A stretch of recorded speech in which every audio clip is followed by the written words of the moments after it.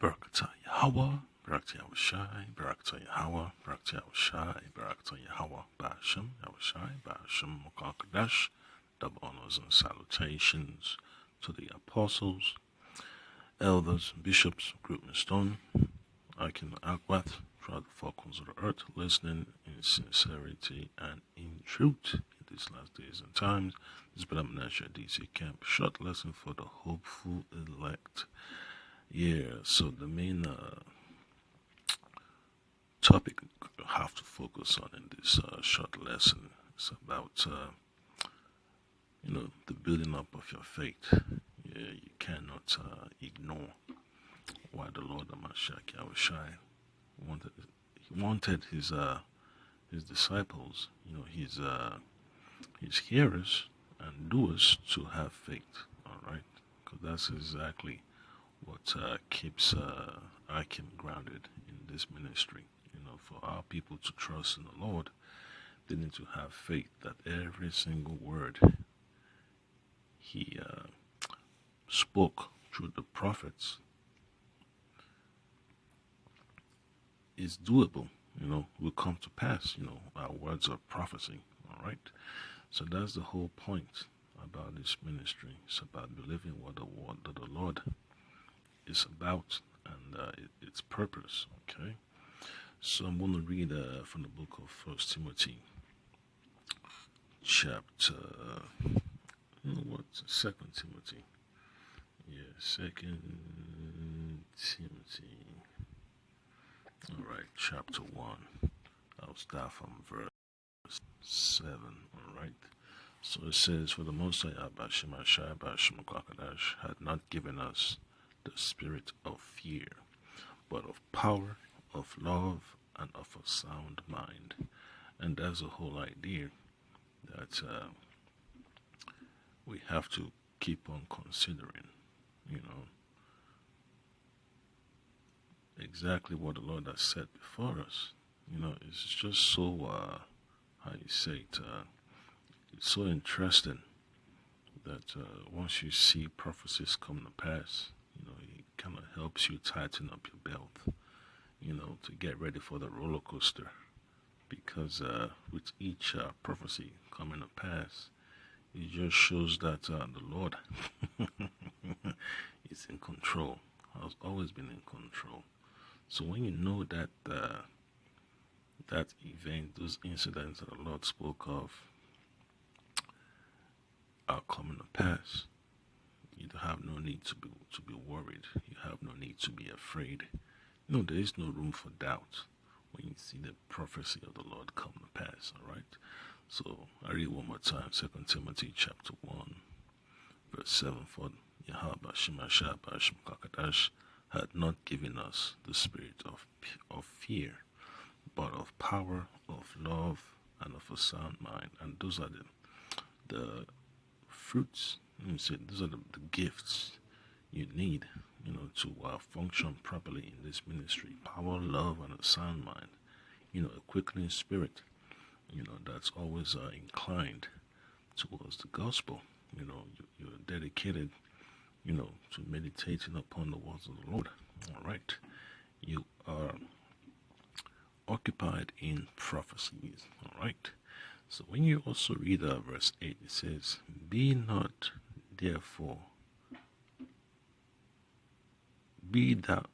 thou therefore ashamed of the testimony of our Lord, nor of me his prisoner, but be thou partaker of the afflictions of the gospel according to the power of Yahweh." So those are encouraging words right there for you to be a partaker of the afflictions. In other words, you have to drink of the cup, of persecutions. You have to go through that straight and narrow gate. That's exactly what this passage is talking about. You have to go through that straight gate because it's necessary, and that's how you get rid of the leaven, that always tripping brothers up. Brothers fall out because of leaven, all right? So you have to understand that we need to be purged. We need to be made a new lump. All right. So that's why these afflictions help. When you are afflicted in the spirit, you become sober-minded, you become focused, you become stern. All right, with every action that you take.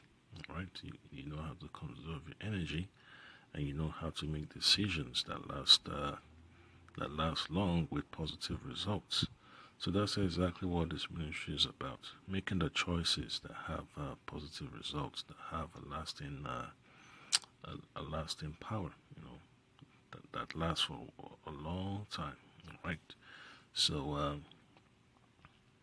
and then verse 9 says, "Who had saved us and called us with an holy calling, not according to our works, but according to his own purpose and grace." All right, so that's the whole idea. The Lord's agenda has to be accepted. All right, the Lord called us not according to our wishes and desires, but because he is the Lord. He called us for his purpose. He called us for his plan. So you cannot really shake it off. You just have to accept it. It's not going to be easy. So you just have to, tighten up, accept the challenge. You're going to have conflicts with the flesh, but you still have to stay focused and victorious. You have to stay single with this knowledge, all right? The eyes got to be single, all right? So that's how you're able to deal with the animosity of this world, because 2/3 of our people don't want to hear the gospel, man. They want to be an obstacle. And Esau do the same thing too, be encouraging 2/3 to come against us, to come against the preaching of the gospel. So you know exactly, what you're dealing with and what you signed up for, all right? And even when you study Yahweh Shai, he never really went after the people. How you say, the folks causing all the trouble, the hypocrites and and the gossipers. They were always the one coming to Yahweh Shai, always trying to interrupt his teachings. They're always trying to catch him, trap him up in his words. Yeah, so that's how it is. Folks always want to approach just to attempt and confound. But Yahweh Shai already knew exactly what these bug outs were trying to do, and was always outsmarting them. All right. So just to wrap up, the verse 9 it says, "Who had saved us and called us, all right, with an holy calling, not according to our works, but according to his own purpose and grace, which was given us in Hamashiach Yahushai before the world began." So that's the whole point. The Lord has already set it in the foundation of the earth for certain individuals to be a part of this ministry, to be a partaker of the afflictions, and to preach the gospel in sincerity and truth, to be a teacher, what else, a minister, a help, an evangelist. Those are purposes that the Lord has set up certain individuals for, certain men for, all right? So when you go to the book of 1 John, these are just simple precepts, man. Just simple, some basic precepts to help, to keep your mind sharp from time to time. So 1 John chapter 4, look at verse 15. It says, "Whosoever shall confess that Yahweh Shai is the Son of Yahweh, Yahweh dwelleth in him, and he in Yahweh Bashim Shai Bash Kwakadash." And that's a requirement to be a part of this ministry. You have to believe and confess that Yahweh Shai is the Son of Yahweh. All right? And then verse 16 says that, And we have known and believed the love that Yahweh Bashim Shai had to us. Yahweh Bashim Shai Bashim Kakadash is love, and he that dwelleth in love dwelleth in Yahweh, and Yahweh in him. So that's a perfect union right there, okay? And then verse 17 says, herein is our love made perfect, that we may have boldness in the day of judgment, because as he is, so are we in this world. Yeah, and that's the whole point. So we will be blameless and holy and speak with boldness in this world, just like the Lord Amashak Yahushai, operated. He was never really shy to declare the gospel. So, verse 18 says, there is no fear in love, but perfect love casteth out fear. All right? So just like we read in 2 Timothy chapter 1, verse 7 to 9, the Most High did not give us a spirit of fear, but for the sound mind of power and of love. Yeah, so this is what, this ministry is about. It's about putting the puzzles together, applying the scriptures where you see fit for every situation, all right? So verse 18 says, there is no fear in love, but perfect love casteth out fear, because fear hath torment. He that feareth is not made perfect in love. So when you're preaching this gospel, man, you have no room for fear of the characters of this world, man. Just keep on preaching the gospel, just like the Lord Amashak Yahushai did. All right? The love you show to the Lord is by preaching the gospel. Whatever prophecies that come to your spirit, you just take notes and you share it.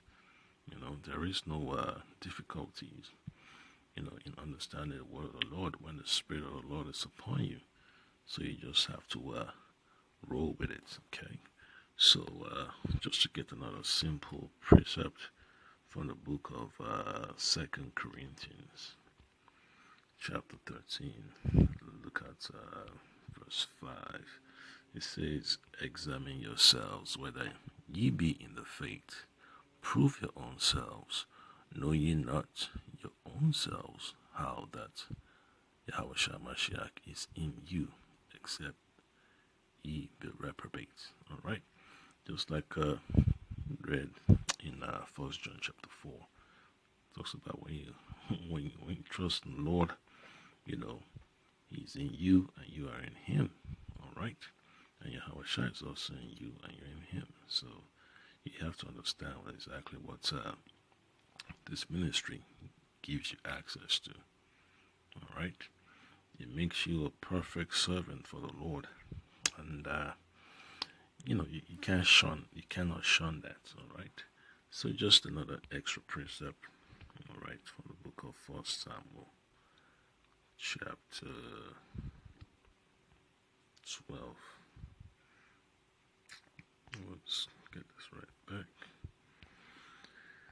All right, so you read that 1 Samuel chapter 12, verse 22. For the Lord will not forsake His people for His great name's sake, because it had pleased the Lord to make you His people. And that's what it's all about. So we have no major debates, man. The Lord has already made up His mind that His people, the so-called Negro, Latinos, Native Americans, will be of the nation of Israel. All right, and hey, it's according to His purpose, and they are not forsaken. All right, the Lord did not forget His people. The Lord did not dismiss His people forever. All you have to do is just chastise the nation of Israel by allowing the enemies to have rule over us and oppress and persecute us with all types of vengeful and dangerous tactics. So that's the whole idea of this ministry. You have to understand the reason why afflictions come. You have to understand the reason why you have to preach the gospel, right? And why you have to share the gospel, why you have to study. So, verse 23 says, "Moreover, as for me, Yahweh forbid that I should sin against the Lord in season to pray for you. But I will teach you the good and the right way." All right. Only fear the Lord and serve him in truth with all your heart.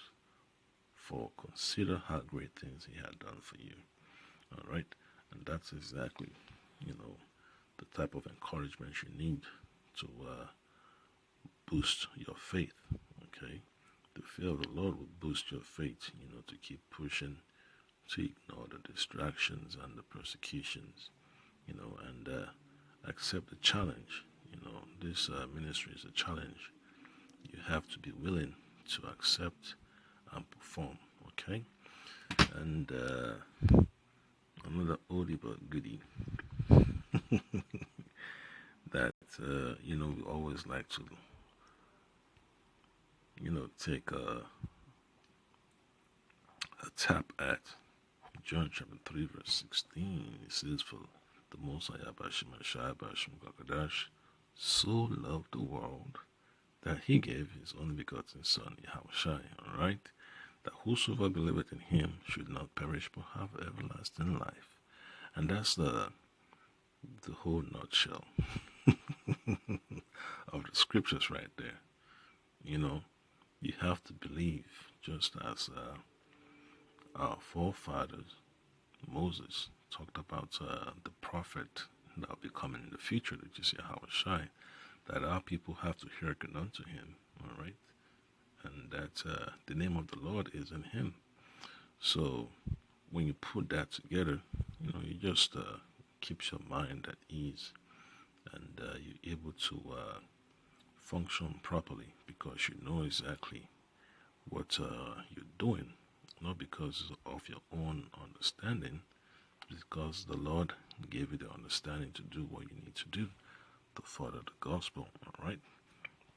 And that's the whole idea, so that you'll be delivered, in the time of judgment, so you're able to stand with boldness in the day of judgment, so you can receive everlasting life. So that's the whole idea right there, Akim. Your faith, will have to be tested. You're a partaker of the ministry, so you have to endure. You have to take the afflictions cheerfully. So that was the point that I came, not to extend this lesson too long, just, little words of encouragement. And, Abaratuza, the Lord of Mashiach Yahushua, will continue to strengthen your spirit and, give you that clear mind, that clarity that you need, to remain in this ministry and to obtain salvation. Shalom.